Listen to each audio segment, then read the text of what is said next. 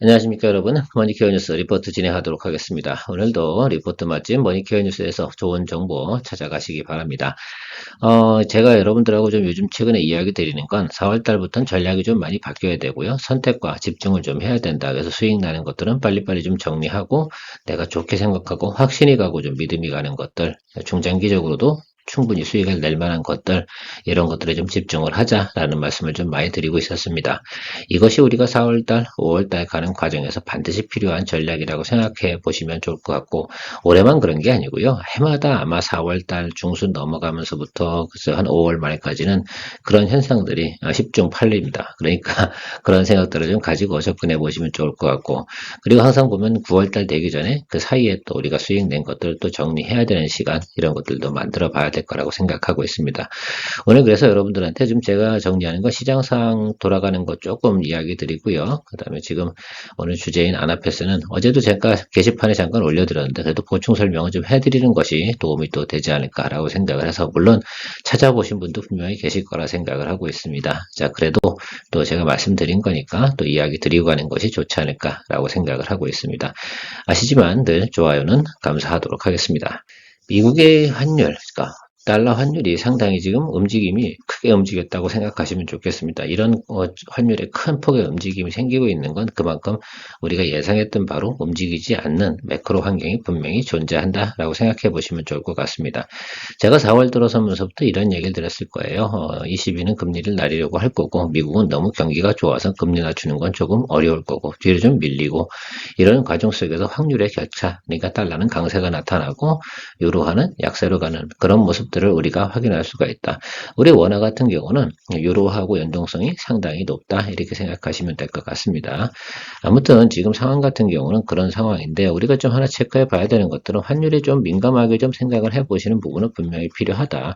우리가 수익을 좀 많이 낼 수 있었던 건 이렇게, 그죠? 원화가 상당히 강세로 나타나는 구간에서는 우리가 상당히 긍정적이다라고 생각할 수가 있고요. 전반적으로 일정 수준 이상 위로 올라가는 부분들이 발생이 될 때는 우리 시장에는 좋지 않은 쪽으로 해석을 할 수가 있습니다. 왜?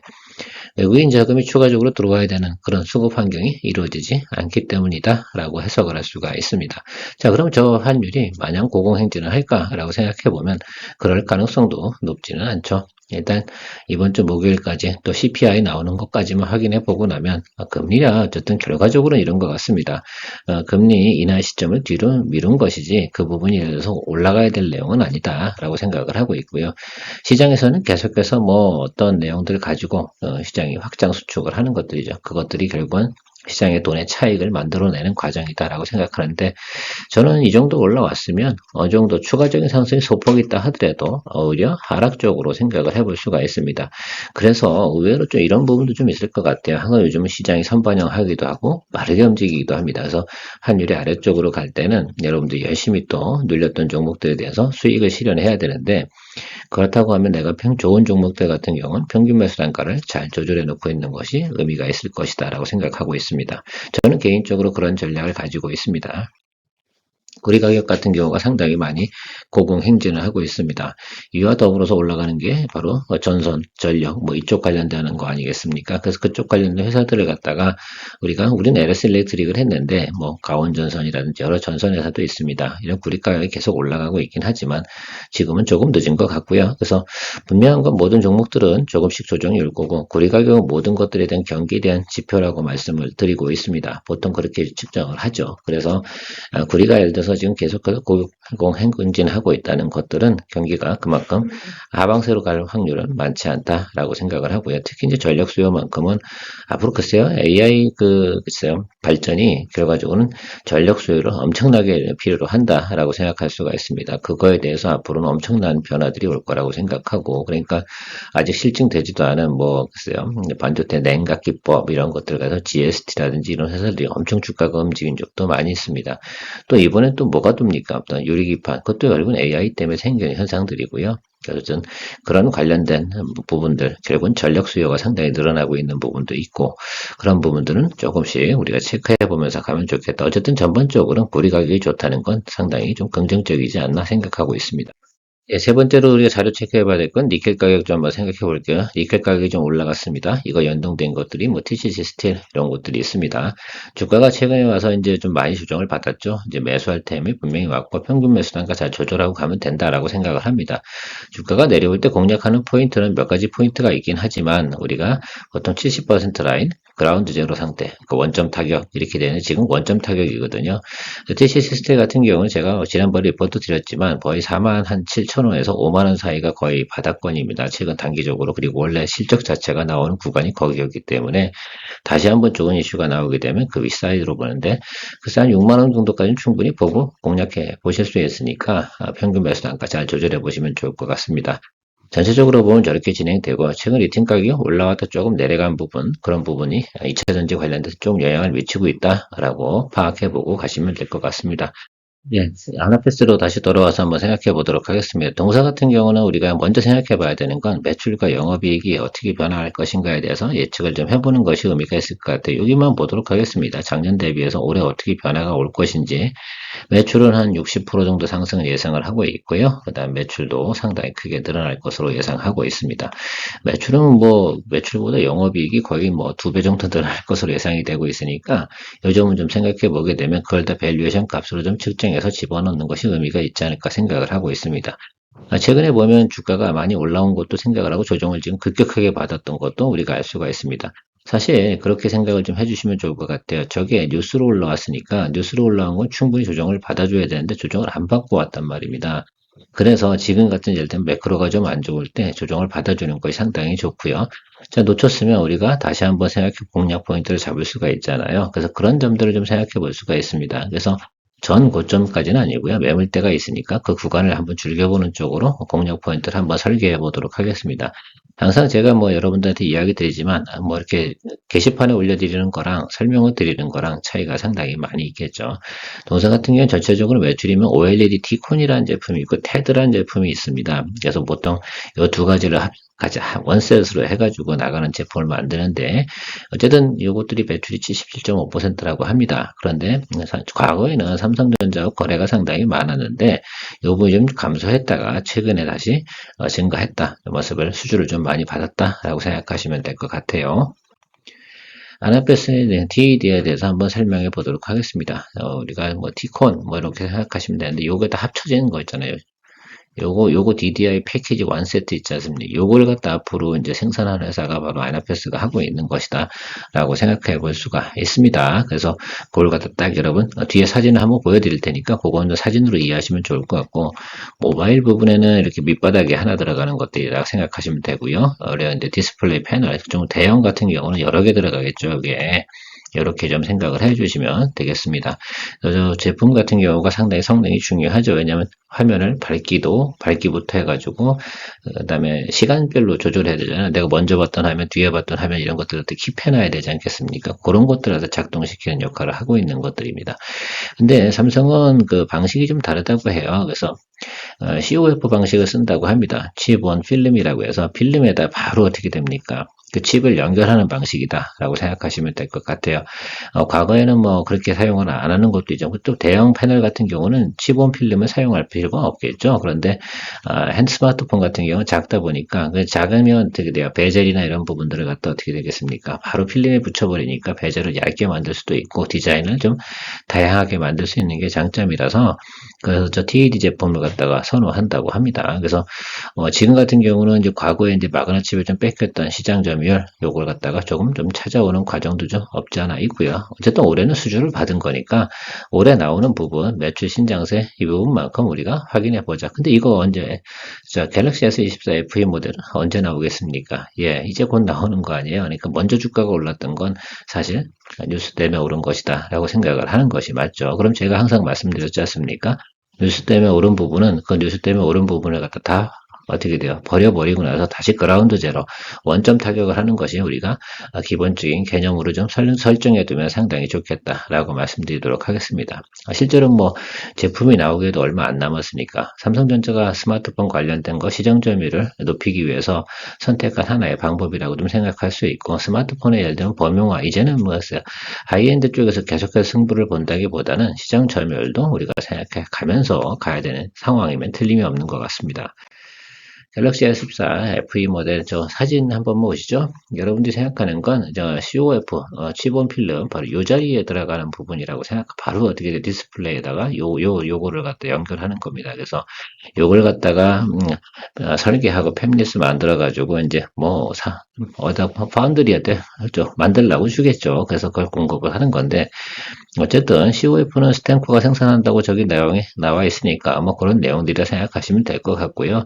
아무튼 이걸 갖다 공급하는데, 글쎄요, 갤럭시 S24 FE 모델이 몇 개나 생산이 될까? 이런 부분들에 대해서 보통 스마트폰 이 정도 범용화된 모델을 생각해 보면 기본적으로 한 600만 대 이상은 생산이 나온다라고 생각해 보면 매출 부분은 당연히 많이 늘어날 것이다라고 생각할 수가 있습니다.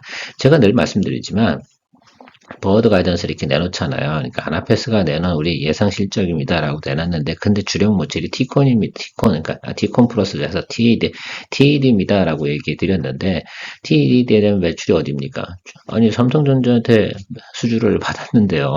저희가 더 훨씬 더 많은 양을 갖다 어떻게 돼요? 포워드 가이던스로 내놓을 수가 없다는 점을 생각해 보면 저 매출은 거의 90% 이상의 정확도가 높은 예상치라고 생각하시면 될 것 같습니다. 그래서 오늘 1,000억 원 이상의 매출은 분명히 나올 것이다 라고 생각을 해주시면 좋을 것 같고, 거기에 Y 대비 성장률 하고요. 또 영업이익률 성장률은 상당히 높다라는 부분을 우리가 알 수가 있습니다. 주가가 지금 조정을 잘 받고 있어서 저는 아주 기뻐요. 그동안은 뉴스 때문에 주가가 많이 오른 다음에 조정을 받지 않고 있었습니다. 그래서 제가 좀 의아해하긴 했어요. 이거 왜 조정을 안 받고 있지? 라는 생각을 좀 해보고 있었고요. 그래서 계속해서 좀 모니터링을 하고 있었는데, 제가 마음에 드는 수준까지는 조정을 받은 것 같아요. 그래서 일단 주가가 상승하고 기간 조정을 가고 있다. 보통 이렇게 제가 말씀드린 거 혹시 이것도 스터디 차원에서 좀 도움이 되실 거라 생각이 드는데, 주가가 말입니다. 상승을 하고 꽤 오랫동안 상승하지 않고 제자리 걸음을 하면 분명한 건 주가는 가격 조정이 온다라는 거. 요것도 아마 제 케어맨 아카데미엔 앞으로 나올 겁니다. 그래서 그런 부분도 좀 한번 이야기 드려보도록 할게요. 여기도 마찬가지예요. 주가가 오른 다음에 말이면 추가적인 상승이 없이 2달 이상 가잖아요. 다 조정을 받게 돼 있어요. 이렇게. 이 부분은 명확합니다. 그래서 여기 상승보단 여기 상승폭이 훨씬 더 크잖아요. 그러다 보니까 여기도 종폭이 크게 들어왔네요. 더군다나 지금 매크로가 좀 안 좋잖아요. 이럴 때 이런 종목들을 매수해 줘야 돼요.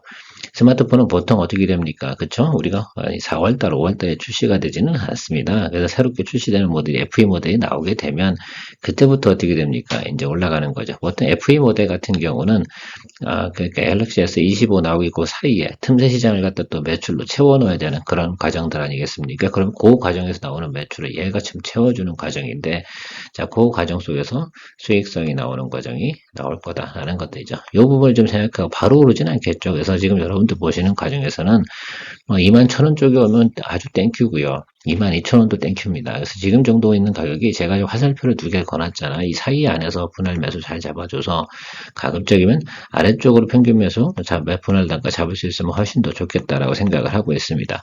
제가 볼 땐 이번 주 목요일 날 같은 경우 장이 좋지는 않을 겁니다. 내일 모레죠. 그러니까 굳이 뭐 오늘 들어가신다기보다는 제가 항상 말씀드렸지 않습니까? 양봉을 좀 확인하고 가야 되는데, 우리가 또 옵션 만기일이나 이런 것도 체크 좀 해야 되고, 또 외국인 선물의 추세라든지 이런 것들이 패턴이 좀 끝나야 되지 않겠습니까? 그래서 제가 볼 때는 이번 주 목요일 다음부터는 한번 분할 매수 들어가 보시면 괜찮다라는 생각을 가지고 있어요.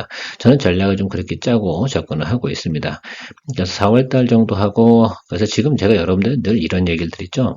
4월달, 5월달 뭐 이럴 때는 조금 약간 길게 잡고, 매수는 좀 길게 잡고 수익성은 좀 짧게 잡고 가자, 이런 이야기를 드리긴 하는데, 이거 같은 경우 우리가 목표가를 정해놔야 되잖아요. 한 22,000원 정도에 우리가 매수했다라고 한다고 그러면 여기 정말 25,000원 이 정도까지는 보고 갈 수 있으니까 짧게 봐도 제가 볼 때는 뭐 거의 제가 볼 때는 6월 달 정도 말 정도만 되면 답이 나올 것으로 생각합니다. 그러니까 2달 정도는 여러분들이 가실 생각을 하면 매수 구간은 한 달 정도는 좀 잡아주시면 되지 않을까라고 생각합니다. 막 급하게 덤빌 필요는 없습니다. 그동안 이건 급락을 했기 때문에 말입니다. 급락한 종목들 같은 경우 어떻게 됩니까? 지속적으로 흘러내리는 가능성은 없어요. 매출과 영업이익이 확보된 상태이기 때문에 그러면 일정 구간 딱 잡히고 나면 주가가 반등 올라오는데 조정받는 구간 약 한 2주 이 정도 안쪽으로 수정받고 다시 반등을 치고 올라갈 가능성이 상당히 높은데요. 특히 이제 삼성전자 관련된 스마트폰 같은 경우는 5월 달에도 선방을 잘 때려주는 그런 요소를 가지고 있습니다. 그래서 KH바텍 같은 경우도 제가 분할 매수 좀 잘 해주시면 좋겠다라고 이야기 드렸고 이 녀석도 마찬가지겠죠. 사실 이 녀석이나 그 지금 KH바텍이나 우리가 그 폰이 새로 나오게 되지 않습니까? 그러니까 폴더블 폰이 나오든 폴더블 폰도 FE 모델이 나올 거고, 자 그래서 그런 것들을 좀 잘 생각해 보면 요것들이 어떻게 움직이구나라는 것들 우리가 체크해 볼 수 있습니다. 아마도 다른 것들보다 얘네가 더 훨씬 더 먼저 선번향하고 조금 움직일 가능성이 상당히 높습니다.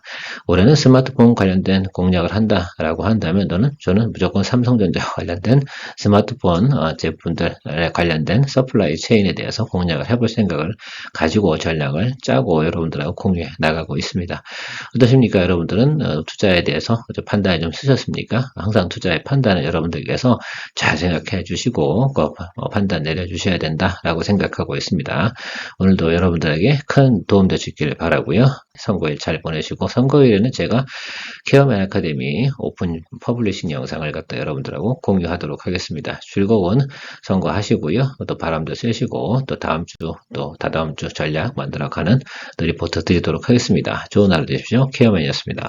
머니케어 뉴스에서 제공하는 내용은 리포터의 투자 방법과 생각을 이야기로 풀어나가는 것입니다. 이야기를 통해 참조는 가능하지만 종목에 대한 추천이 아닙니다. 또한 투자는 늘 불확실성이 상존하며 시장 상황은 늘 변화하니 확정적 내용이 아님을 인지하시기 바랍니다. 투자의 인사이트는 투자자 투자 방법, 투자 기간 혹은 개인별 노하우에 따라 달라지는 것이니만큼 어떤 것이 옳고 그름의 문제는 아니라는 것을 안내드리며 항상 투자의 책임은 투자자 본인에게 있으니 신중하게 투자 결정하는 것이 중요합니다.